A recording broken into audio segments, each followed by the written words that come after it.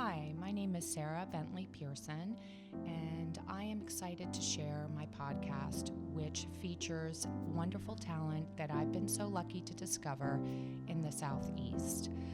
This was born out of a list that I created in 2015 called Sarah's List.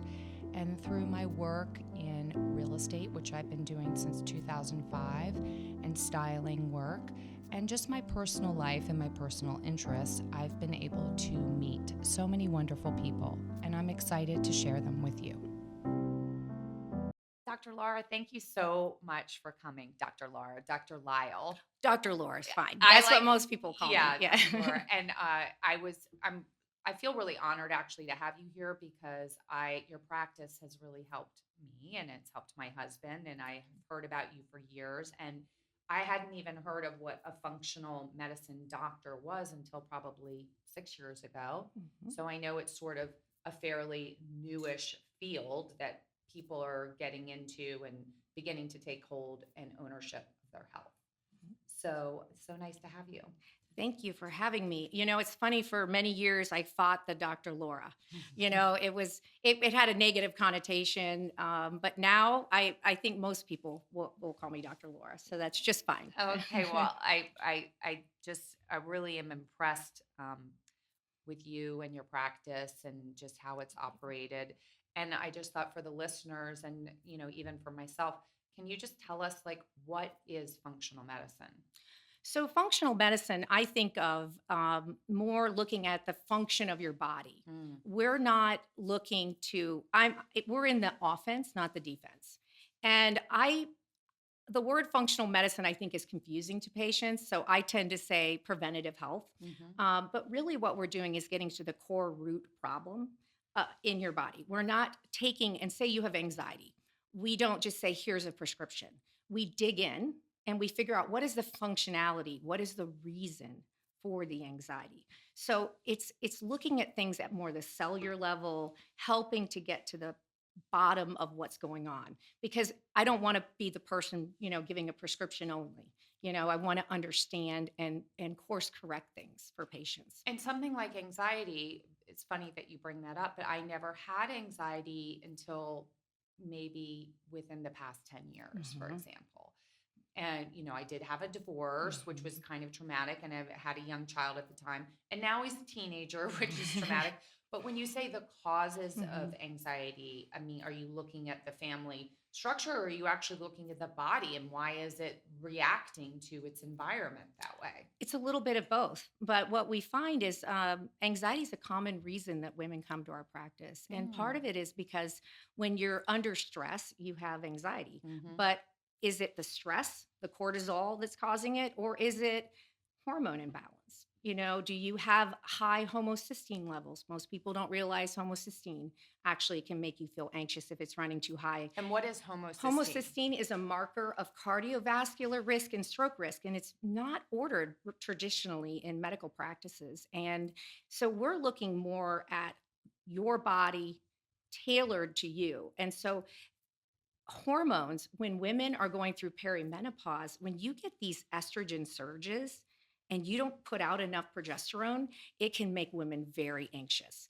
Well, yes. And, I've been taking progesterone and estrogen, and sometimes I do my testosterone cream, but Mhm. for some reason, that doesn't, if I take it or I don't take it, I don't feel the difference. But if Mhm. I don't take my progesterone or my estrogen, I really feel it. So I'm Mhm. very sensitive to taking that. Mhm. And I think it probably has something to do with that for me because I 100%. never I never felt Mhm. anxiety. I could feel pissed off or I could Mhm. feel this, but that waking up in that middle of the Mhm. night, or I've even described it to my husband as like, I just feel it in my gut. I Mhm. feel sick. I feel, Mhm. and I do have, things that you could say are causing anxiety, Mhm. but they're just kind of run of the mill. They didn't probably provoke anxiety previously. Mm, And so, why do we hit a point where all of a sudden the same issues that you're dealing with, like maybe raising a child as a mhm, single parent, mhm, why is that stressful and giving you that gut feeling anxiety now mhm. versus, when you weren't having that problem with with the same issues in your life. Right. So we reach a point where cortisol in our body can Mhm. get out of balance. You've heard probably adrenal fatigue, Right. and these Mhm. types of terms are getting more common. Mhm. But truly, in women, it almost always has a tie to hormones, because when you're under stress, you're metabolizing hormones more quickly. And so you notice maybe your periods are off, but we don't always think and tie insomnia, anxiety. Maybe women tie weight gain, or feeling puffy to hormone imbalance, but we don't always think of the mental health aspect. Yeah, no, it's interesting because I started waking up with hot flashes, I guess, or Hmm. waking up Hmm. hot a long time ago. But I was still getting my period Hmm. very regularly, but that was happening. Hmm. But I don't ever remember my mother talking about that. But she was batshit crazy at that time in her life. Yeah. So. And so Hmm. that Hmm. the hormones were not as sophisticated then Absolutely. now. And what I think is interesting is, um, there was a lot of talk about, I mean, I even have friends who are not taking hormones because they think it's going to cause breast cancer. Hmm. And I've now heard, and you can tell me, that actually not taking hormones is bad for you. So I'd Absolutely. love to hear about that. This has really been my platform for over 30 years. Mm, I started down the path as a pharmacist first. I don't know mm, if you realize that. I'm still a pharmacist, but mhm, I was out practicing pharmacy for 12 years before I went to medical school. mm, And I became a pharmacist because I liked compounding. mm, So there were about 50 of us in the country that were mhm, compounding pharmacists back in the 80s. I'm mhm, dating myself now. mhm, But at that time, my mother was a dean of a business school, and she would get these hot flashes. mhm, And she came to me and said, I can't live like this. Can I get a prescription for Premarin? Back even then, the stigma was starting, at least at the pharmacy school level. We were learning that, hormones are bad. They could cause breast cancer, but it was synthetic hormones. mhm. So if it wasn't for my own mother back in 1987, coming to me, I said, let me help find another way.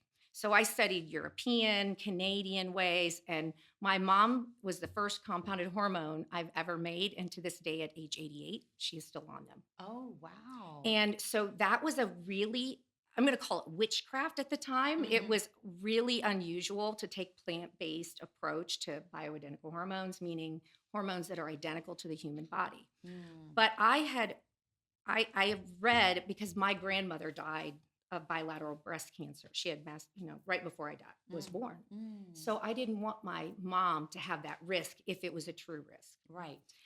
So fast forward, she's on it, and out comes the Women's Health Initiative in 2001 and 2003. Now, by this time, I'd already gone back to medical school, and I was coming out as a medical practitioner. And in this country, 95% of women were abruptly stopped on their hormones, just like that, because of those studies. Unfortunately, those studies were flawed. Mm. The average age, I believe, was 63. There was, obesity and smoking, and of course, the breast cancer and the risk factors for stroke were higher. So out comes this study that halted 95% of the doctors from prescribing. There's a Dr. Avram Blooming who wrote a book called Estrogen Matters, and all these years later, I had to forge through. I was one of the 5% still prescribing hormones. And you can imagine how busy our practice got. Mhm. There were women literally, as we just talked about the anxiety, women would literally go in hospital with depression and all these, symptoms, and they were having a hard time adjusting to their life. And it didn't make sense to me that if we put back in your body exactly what's missing in the right ratio, how could that possibly cause something bad? How could it? Well, I'm not going to say who it is, but I know of somebody's mother Mhm. who was like addicted to Valium. But the mother said, "Oh, I had no problems with menopause." Yeah, of course not. Slept through it. But Yeah. she clearly Mhm. did. Mhm. And it was presenting itself Mhm. in anxiety and Yep. depression or Yep. whatever. And it's funny you're choosing the word Valium in this story, because my father was a prosecutor when I was in high school. And he later told me that many of the people that were being prosecuted that they thought was a DUI were women on Valium. Oh, interesting. And it was in a time when really hormone replacement wasn't yet known. And when I became a pharmacist, the number one drug was Premarin. We had to buy it. I was a small community pharmacy, but we had to buy them in the 5,000s because all women were on Premarin at that time. I did not feel that it made any sense to take something that is pregnant mare's urine, which is what Premarin stands for. Pregnant mare's urine is where Premarin comes from. Why would we take urine from a horse, extract the estrogens, and there's 40 some estrogens in it, and give it to a woman? That's It makes no sense. insane.